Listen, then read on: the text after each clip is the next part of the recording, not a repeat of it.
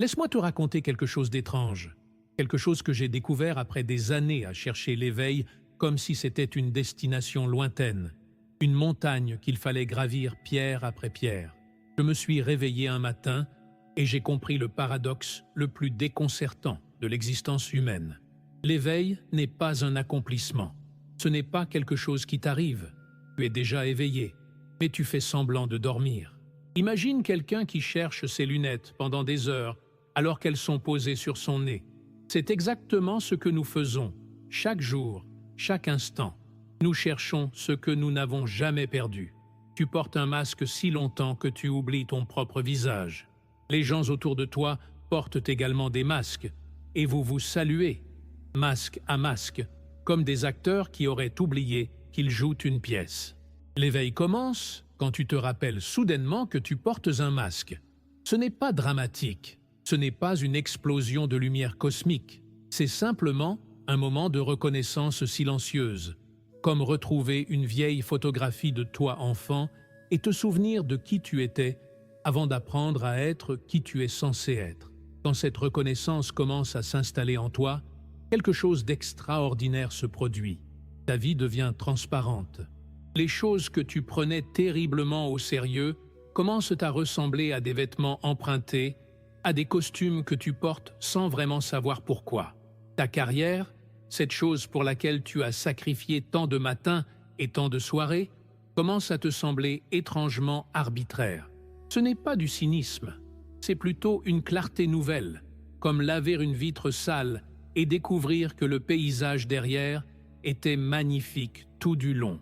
Tes opinions, ces positions que tu défendais avec tant de véhémence lors des dîners, tu les vois maintenant flotter dans ta conscience comme des nuages passagers. Elles ne te définissent plus, elles traversent simplement l'espace de ta conscience. J'ai vécu ce moment précis où mes rôles sociaux sont devenus visibles pour ce qu'ils étaient. Des rôles, pas moi. Je jouais le fils, le professionnel, l'ami, le citoyen, et soudain j'ai réalisé que j'observais ces personnages depuis un endroit qui n'avait jamais eu besoin d'aucun rôle. C'est comme regarder des acteurs sur une scène et réaliser que tu n'es pas un acteur. Tu es la scène elle-même. Tu es l'espace dans lequel toute la pièce se déroule. Les acteurs vont et viennent, mais la scène reste silencieuse, immuable, parfaitement présente. Puis, tu commences à saisir la blague cosmique que l'univers te raconte depuis toujours. Tu te surprends à être absurdement sérieux à propos d'être toi-même. Tu te prends tellement au sérieux. Tu défends ton identité comme si c'était un territoire menacé. Tu protèges ton image comme si c'était un trésor fragile. Et puis, tu te vois faire tout cela, et quelque chose en toi rit. Un rire profond, pas cruel, mais libérateur. C'est le rire de quelqu'un qui découvre qu'il a couru dans un cercle pendant des années en pensant qu'il progressait vers une destination. L'existence te faisait des clins d'œil depuis le début, mais tu prenais tout littéralement. Les synchronicités étaient là, les coïncidences impossibles, les moments où la vie semblait te murmurer des secrets, mais tu étais trop occupé à être sérieux pour remarquer. Tu étais comme quelqu'un qui lit un poème en ne cherchant que les faits, en ignorant complètement la musique des mots. Maintenant, tu commences à entendre la musique. L'univers a toujours été poétique, métaphorique, joueur. Tu comprends la blague. Et une fois que tu comprends la blague, tu ne peux plus la décomprendre. Le temps révèle alors sa vraie nature, et c'est peut-être la révélation la plus vertigineuse de toutes. La tyrannie du passé et du futur commence à se dissoudre comme du brouillard au soleil. Tu réalises qu'il n'y a que ce moment éternel, ce présent perpétuel, qui n'a jamais commencé et ne finira jamais. Le passé n'existe que comme une histoire que tu te racontes maintenant. Le futur n'existe que comme une projection que tu crées maintenant. Tout se passe maintenant. Tout s'est toujours passé maintenant. J'ai passé des années à porter l'anxiété comme un manteau lourd, ce poids constant sur mes épaules qui me disait que quelque chose de terrible allait arriver. Puis, j'ai découvert quelque chose de libérateur. L'anxiété ne peut exister que dans les histoires sur le prochain moment. Elle ne peut jamais exister dans le présent réel. Regarde autour de toi maintenant. En ce moment précis, sans l'histoire de ce qui pourrait arriver, y a-t-il vraiment un problème? Pas celui que tu anticipes, pas celui dont tu te souviens. Maintenant, dans cette respiration, dans ce battement de cœur, l'anxiété s'évapore parce qu'elle n'a jamais appartenu au présent. Elle appartenait uniquement au temps imaginé. Les gens craignent souvent l'éveil parce qu'ils pensent que cela signifie la séparation, l'isolement, devenir un ermite qui observe le monde depuis une distance froide. Mais ce qui se passe est exactement l'inverse. Une profonde solitude t'envahit. C'est vrai, une solitude que tu n'as jamais connue auparavant. Mais cette solitude ne te sépare pas de tout. Elle te révèle que tu n'es pas dans l'univers. Tu es l'univers qui se regarde lui-même. Quand tu regardes dans les yeux de quelqu'un d'autre, c'est l'univers qui regarde l'univers. Quand tu touches un arbre, c'est l'univers qui se touche lui-même. Cette reconnaissance transforme toutes les relations. Elles ne disparaissent pas. Elles ne deviennent pas moins importantes. Elles deviennent infiniment plus profondes parce que tu réalises que chaque rencontre est la conscience qui rencontre la conscience. Il n'y a jamais eu personne d'autre. Il n'y a que cette conscience unique qui joue à être plusieurs. Vous êtes tous des vagues se levant du même océan, se saluant, s'embrassant, se séparant, sans jamais réellement quitter l'océan. La vague pense qu'elle est séparée, mais l'océan sait qu'elle est lui-même sous une autre forme. Puis arrive cette découverte bouleversante à propos des pensées. Pendant toute ta vie, tu as cru que tu étais le penseur. Tu as cru que tu créais tes pensées, que tu les contrôlais, que tu en étais responsable. Mais un jour, tu observes simplement, sans jugement, sans effort, et tu vois quelque chose d'extraordinaire. Les pensées se pensent elles-mêmes. Elles arrivent de nulle part, traversent l'espace de ta conscience et disparaissent. Tu n'es pas le penseur, tu es l'espace dans lequel la pensée se produit. Tu es comme le ciel à travers lequel passent les nuages. Les nuages ne définissent pas le ciel. Ils ne le souillent pas, ils ne le changent pas. Le ciel reste vaste, ouvert, immuable, que les nuages soient là ou non. De la même manière, les pensées ne te définissent pas. Elles passent simplement. Les bonnes pensées, les mauvaises pensées, les pensées sombres, les pensées lumineuses. Elles passent toutes comme des visiteurs dans une maison qui n'appartient à personne. Cette compréhension apporte une liberté que j'ai cherchée toute ma vie sans savoir que je la cherchais. Tu n'as plus à te battre contre tes pensées. Tu n'as plus à les contrôler. Tu les regardes simplement passer, comme tu regarderais des feuilles flotter sur une rivière. Certaines feuilles sont belles, d'autres sont fanées. Certaines flottent rapidement, d'autres restent coincées un moment contre un rocher. Mais la rivière ne s'attache à aucune feuille. Elle continue de couler, indifférente mais pas froide, présente mais pas possessive. Les gens qui observent de l'extérieur pourraient penser que cet détachement des pensées mène à l'apathie, à l'indifférence, à une vie sans couleur ni passion. Mais c'est exactement le contraire qui se produit. Quand tu n'es plus identifié à tes pensées, quand tu ne te bats plus contre elles ou ne t'accroches plus à elles, une vivacité incroyable émerge.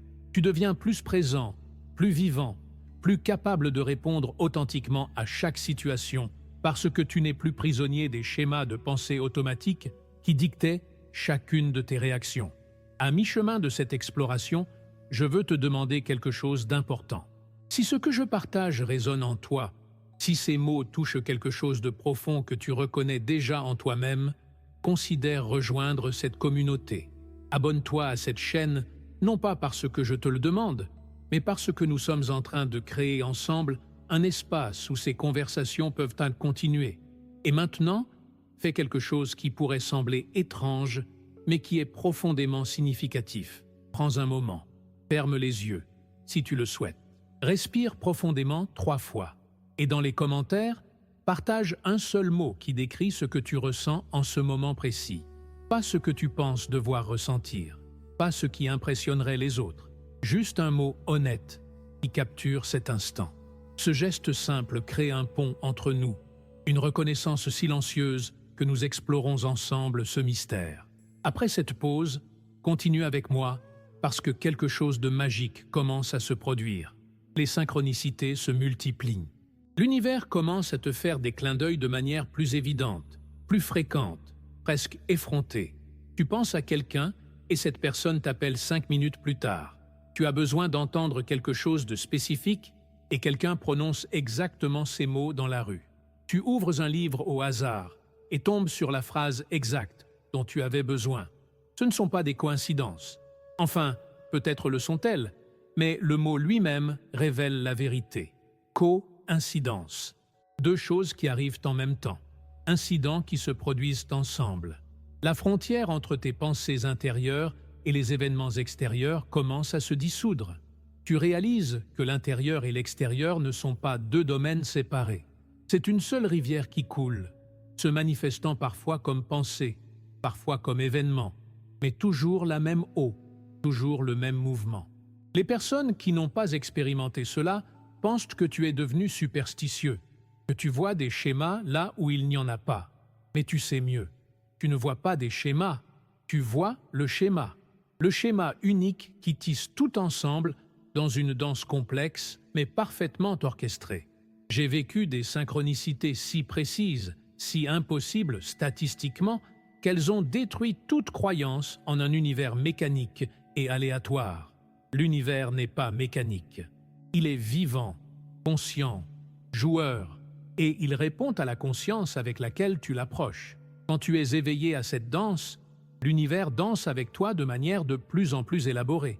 C'est comme si la réalité elle-même te disait « Ah, tu es prêt maintenant. Laisse-moi te montrer ce dont je suis vraiment capable. » Il y a des moments où les synchronicités deviennent si denses qu'elles créent presque un sentiment d'irréalité. Tu te promènes dans la vie et tout semble te parler directement. Une affiche publicitaire contient exactement le message dont tu avais besoin. Une chanson à la radio répond à la question que tu te posais intérieurement. Un enfant dans le parc dit innocemment quelque chose qui résout un dilemme que tu portais depuis des semaines. C'est comme si toute la réalité était devenue un miroir géant, reflétant ta conscience intérieure, te montrant des aspects de toi-même que tu n'avais jamais vus auparavant. Et puis, quelque chose d'encore plus profond se produit. Le besoin de te prouver disparaît. Ce besoin constant, épuisant, de justifier ton existence, de démontrer ta valeur, de gagner l'approbation, il s'évapore comme la rosée du matin. Tu découvres qu'il n'y a pas de juge, il n'y a pas de test, il n'y a pas de gardien des scores. Toute ta vie, tu as couru une course que personne n'avait organisée. Tu as essayé de gagner un jeu auquel personne ne jouait sauf toi.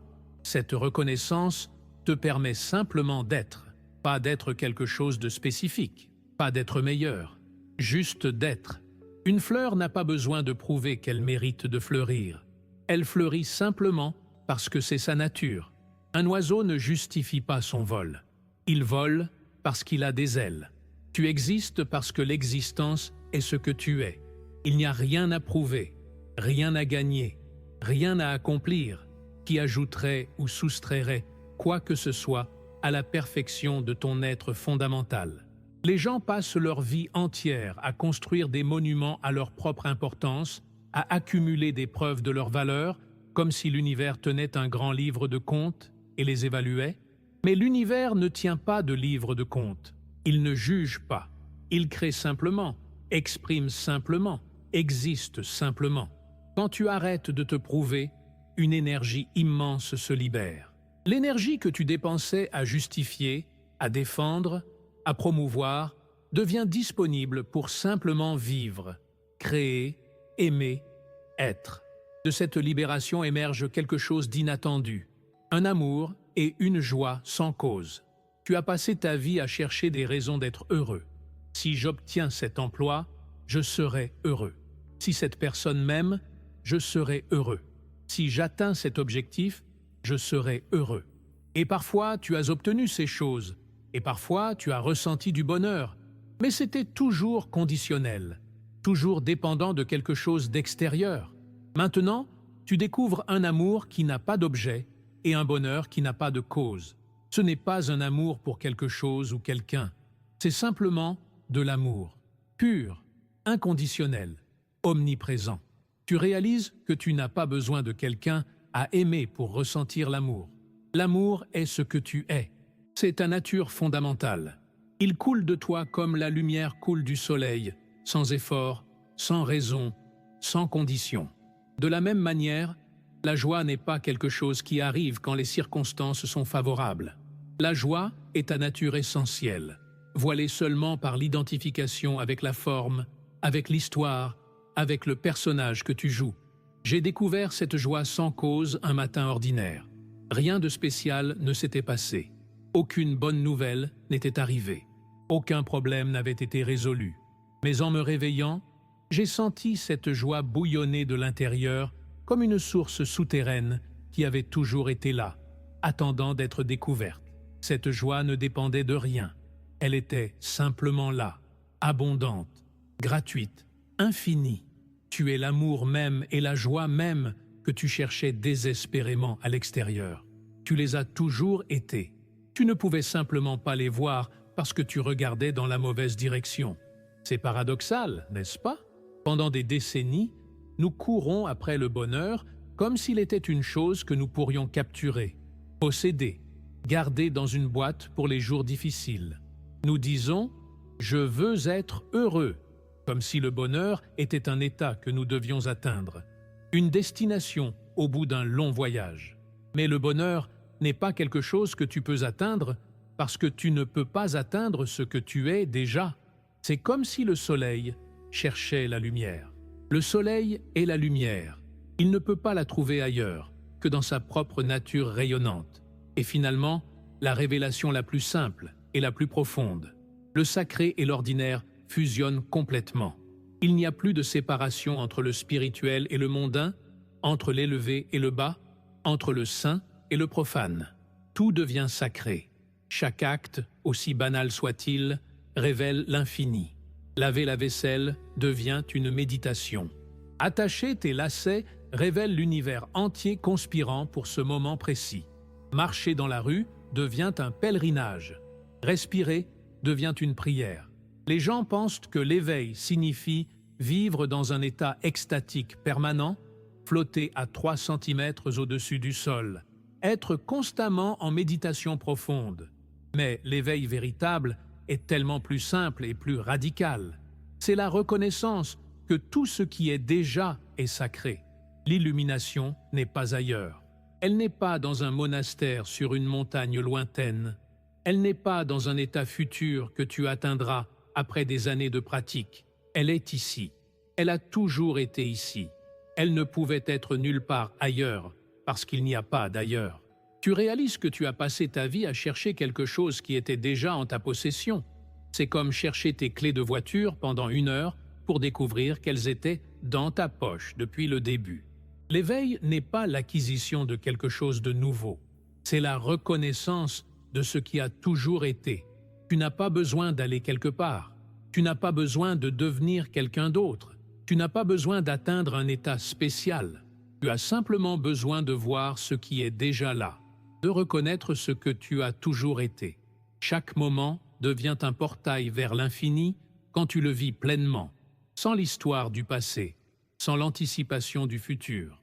Ce moment, tel qu'il est, avec tous ses sons ordinaires, ses sensations banales, ses détails insignifiants, ce moment est l'éternité elle-même se manifestant. La tasse de café dans ta main contient l'univers entier. Le sourire d'un étranger dans la rue est l'amour cosmique prenant forme. Le son de la pluie sur le toit est la symphonie de l'existence jouant sa musique éternelle. Rien ne doit être différent pour que tu sois éveillé. La vie peut continuer exactement comme elle était. Tu peux avoir les mêmes responsabilités, les mêmes défis, les mêmes relations, mais tout est transformé parce que tu vois maintenant à travers le voile. Tu vois que la vie ordinaire est miraculeuse. Tu vois que le mondain est sacré. Tu vois que l'existence elle-même, dans sa simplicité absolue, est le plus grand mystère et la plus grande célébration. Je me souviens d'un après-midi où je faisais la queue au supermarché. Une activité absolument ordinaire, presque ennuyeuse. Mais dans cette file d'attente, entourée de gens fatigués tenant leur panier, Avec la musique d'ambiance jouant doucement au-dessus de nos têtes, quelque chose s'est ouvert en moi. J'ai vu que ce moment parfaitement banal, était absolument sacré. Chaque personne dans cette file était l'univers déguisé en être humain. Chaque produit sur les étagères représentait des milliers de mains qui avaient travaillé pour qu'il arrive là. La lumière fluorescente du plafond était la même lumière qui brille dans les étoiles, juste transformée, domestiquée, mise au service de cette expérience humaine ordinaire. Rien n'était insignifiant, tout était miraculeux. Alors maintenant, à la fin de ce voyage ensemble, je veux te demander quelque chose de différent. Si cette exploration a touché quelque chose en toi, si tu as reconnu une vérité que tu connaissais déjà, mais que tu avais peut-être oubliée, rejoins cette communauté en t'abonnant. Mais fais-le non pas par obligation ou habitude. Fais-le comme un acte de reconnaissance, comme un geste qui dit « Oui, je vois cela aussi, je ressens cela aussi, je suis prêt à explorer cela plus profondément. » Et maintenant, partage ton expérience. Dans les commentaires ci-dessous, raconte-nous ce que ce voyage t'a révélé. Qu'as-tu appris? Qu'as-tu reconnu en toi-même? Comment ce qui a été partagé ici a-t-il résonné avec ton propre chemin? Tes mots pourraient être exactement ce qu'une autre âme a besoin d'entendre aujourd'hui. Nous créons ensemble un espace de vérité partagée, une communauté qui se souvient ensemble de ce que nous avons toujours su. Ton histoire fait partie de cette tapisserie plus large. Partage-la avec nous. Qu'as-tu découvert aujourd'hui sur qui tu es vraiment?